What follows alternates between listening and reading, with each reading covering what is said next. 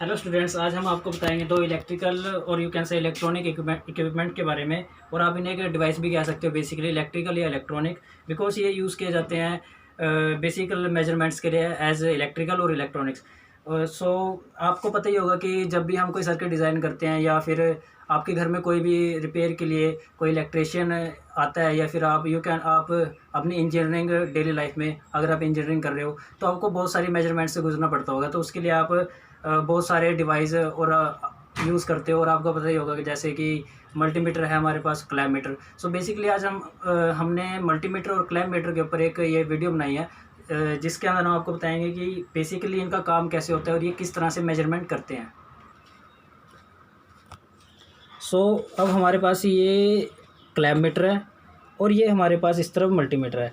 अब बेसिकली इसे clamp metre क्यों कहा जाता है, बिकॉज ये आप देख सकते हैं इसके यहाँ पे ये एक क्लैम्प की तरह का है। सो इसे जब हम एज अ वायर के अंदर ऐसे क्लैम्प करते हैं तो ये हमें एसी करंट और डीसी करंट की जो मैग्नीट्यूड है वो बताता है हमें, यानी कि वोल्टेज, एसी करंट और डीसी करंट। एक यहाँ पे नोट करने वाली बात है कि ये हमें करंट बताता है, ना कि वोल्टेज।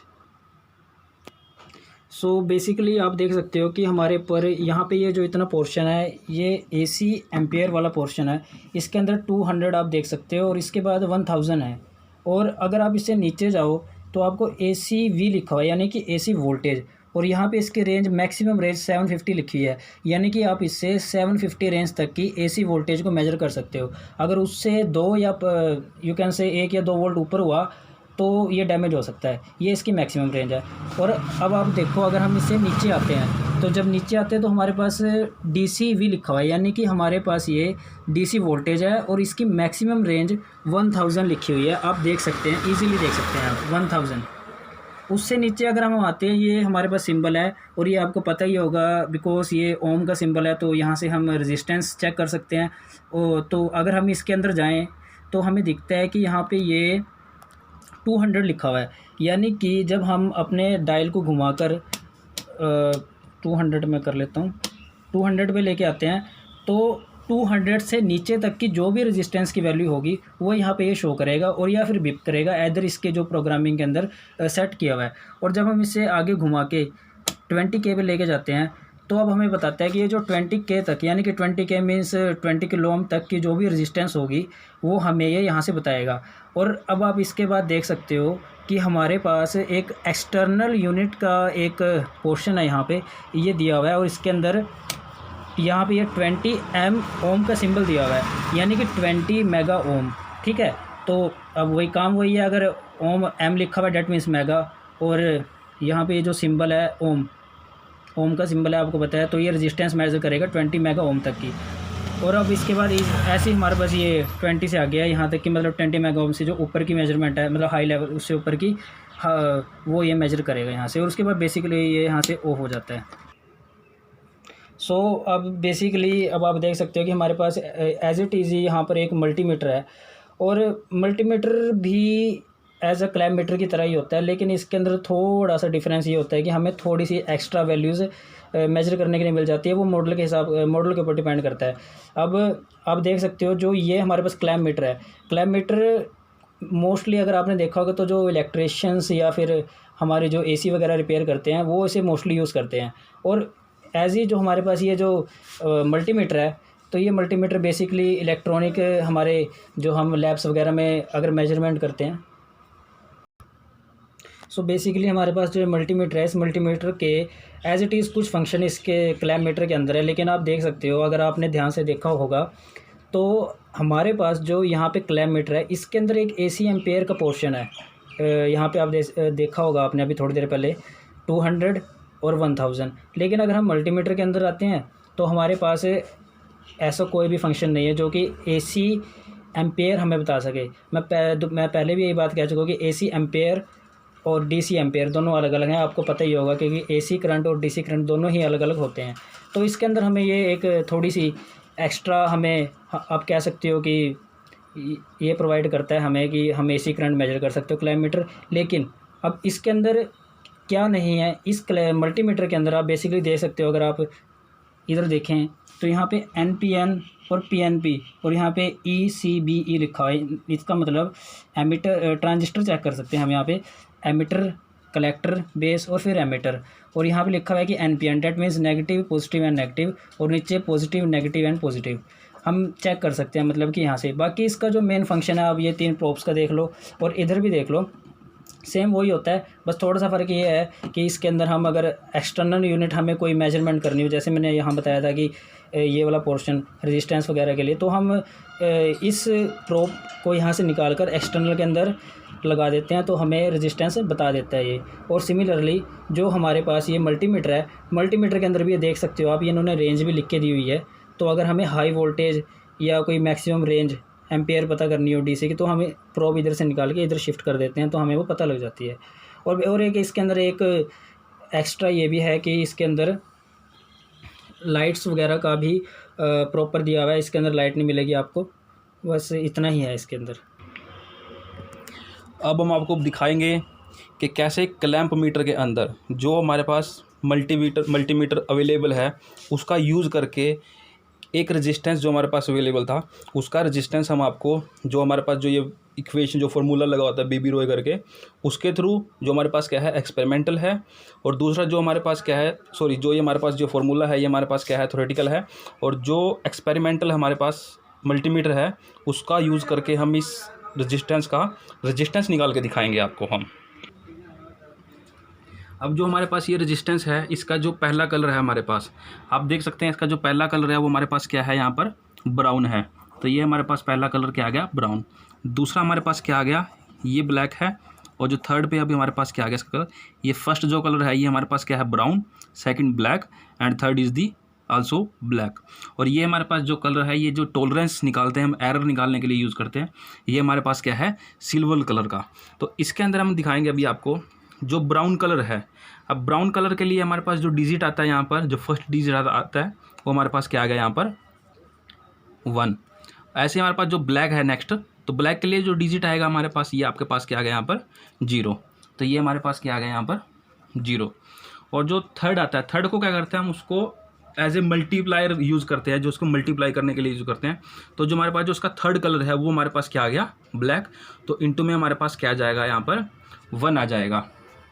और जो इसकी टॉलरेंस हमारे पास अभी बताई थी वो क्या है, सिल्वर का, तो हमारे पास क्या, सॉरी, गोल्डन कलर में है, तो वो आपके पास क्या आ जाएगा वहाँ पर, वो 5% इसका एज ए एरर कैलकुलेट करते हैं। तो इसको जो कैलकुलेशन बनेगी हमारे पास, तो 1 0 × 1, तो ये हमारे पास क्या आ गया 10। ये हमारे पास इसका जो रेजिस्टेंस है वो आ गया हमारे पास 10 ओम। अगर जो इसका जो हमारे पास जो इसका थर्ड टर्मिनल था, लेट अस सपोज जो थर्ड टर्मिनल है हमारे पास यहाँ पर, वो ब्लैक के जगह हमारे पास, अगर वो हमारे पास मान लो ब्लू होता, तो उसको हम क्या करते हैं, यहाँ पर जो मल्टीप्लायर यूज़ करते वो हम यूज़ करते 10 1 0 × 1 मेगा। 1 मेगा मतलब 10⁻6, तो 10 × 6, तो जो हमारे पास रेजिस्टेंस बन जाता वो बन जाता 10 मेगा ओम का।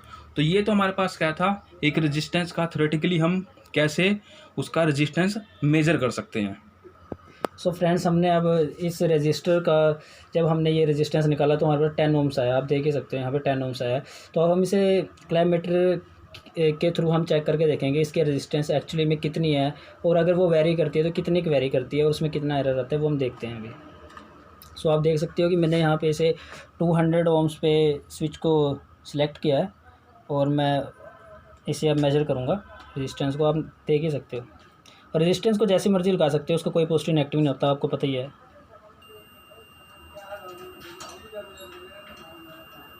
ये 12.4 शो कर रहा है।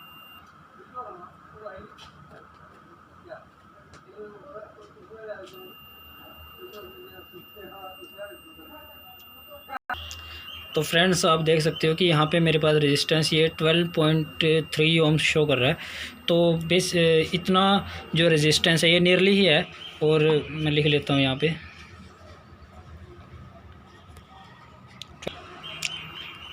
तो फ्रेंड्स, अब हम देख सकते हैं कि हमारे पास जो रेजिस्टेंस की वैल्यू है वो 12.3 ओम्स शो कर रही है, ये नियरली है। मैं से एक बार लिख लेता हूँ, तो 12.3 ओम्स शो कर रही है यहाँ पे हमारे पास ये। तो इतना चलता है। और जो हमारे पास एरर मेजरमेंट के जो मेथड्स वगैरह होते हैं उससे हम मेजर करके एग्जैक्ट वैल्यू निकाल सकते हैं इसकी कितनी है। तो हमने देखा कि किस तरह से हम रेजिस्टेंस की वैल्यू फाइंड कर सकते हैं क्लाइमेटर में से भी, और थियोरेटिकली भी जो हमने कैलकुलेशन की है इसी तरह से रेजिस्टेंस मेजरमेंट होती है। सो फ्रेंड्स, अभी आपने देखा कि हमने किस तरह से रेजिस्टेंस मेजरमेंट की। तो अब हम यहाँ पे वोल्टेज चेक करेंगे, इसी वोल्टेज जो बेसिकली हमारे घरों में भी आती है। तो वो आप देख ही सकते हैं, मेरे पास ये सॉकेट है यहाँ पे, और ये स्विच यहाँ पे ऑन है। ऑलरेडी यहाँ से एक वायर वगैरह गई है, तो कुछ चल रहा है इससे आगे। तो मैं इसे यहाँ पे सेट करता हूँ एसी वोल्टेज पर। आप देख ही सकते हो 750 एसी वोल्टेज में मैंने यहाँ सेट किया है इसको, और अब मैं लगा रहा हूँ। और थोड़ा ध्यान रखें आप, अगर खुद ट्राई करके देखें, क्योंकि ये थोड़ा सा ख़तरनाक है और डेंजरस है। आप देख सकते हो कि 247 आ रही है मेरे पास एसी वोल्टेज की वैल्यू, और ये बीच में थोड़ा सा पीछे गया था, वो इसलिए क्योंकि प्रोब हिल गई थी मेरी। तो नियर अबाउट ये 247 या 248 ही है, क्योंकि आपको पता ही है कि एसी वोल्टेज फ्लक्चुएशन होती है एसी वोल्टेज में। तो फ्रेंड्स, आप देख सकते हो कि हमारे जो घरों में जो वोल्टेज आती है वो 240 के आसपास आती है, और यहाँ पे मेरे पास 247 आ रही है, क्योंकि हमारा ट्रांसफार्मर थोड़ा अच्छा है यहाँ पे घर के पास ही है, इसलिए ये है। लेकिन 240 वोल्टेज ही आती है हमारे पास, और यही स्टैंडर्ड है। तो अगर थोड़ी बहुत फ्लक्चुएशन ही है इसमें, ज़्यादा नहीं है। तो इस तरह से हम वोल्टेज मेजरमेंट कर सकते हैं। और ये आप देख ही सकते हो, सिंपल सॉकेट है बस, ये प्रोब्स है मेरे पास, और इसे मैंने वोल्टेज पे सेट किया हुआ। तो फ्रेंड्स, जैसा आपने देखा कि हमने अभी पीछे एसी वोल्टेज चेक की है, ये एसी वोल्टेज भी प्रोब है। अब हम डीसी वोल्टेज चेक करेंगे कि डीसी वोल्टेज किस तरह चेक होती है। तो आप देख सकते हो, मैंने इस प्रोब को यहाँ घुमा के ये डीसी पे सेट कर लिया, और यहाँ पे 1000 इसकी मैक्सिमम रेंज है, मैं पहले ही बता चुका हूँ। तो हम चेक करते हैं अभी से। ये मेरे पास एक 9 वोल्ट की बैटरी है, और इस पर लिखा भी हुआ है 9 वोल्ट। तो चेक करते हैं कि ये काफ़ी टाइम से पड़ी है मेरे पास, कितना इससे वोल्टेज ड्रॉप हुआ है अब तक। मैंने थोड़ा सा इस पर कुछ चलाया भी है, फ़ैन वगैरह। हाँ, और एक चीज़ और, इसके आप देख सकते हैं यहाँ पॉजिटिव और नेगेटिव इसके साइड में लिखे हैं यहाँ पे।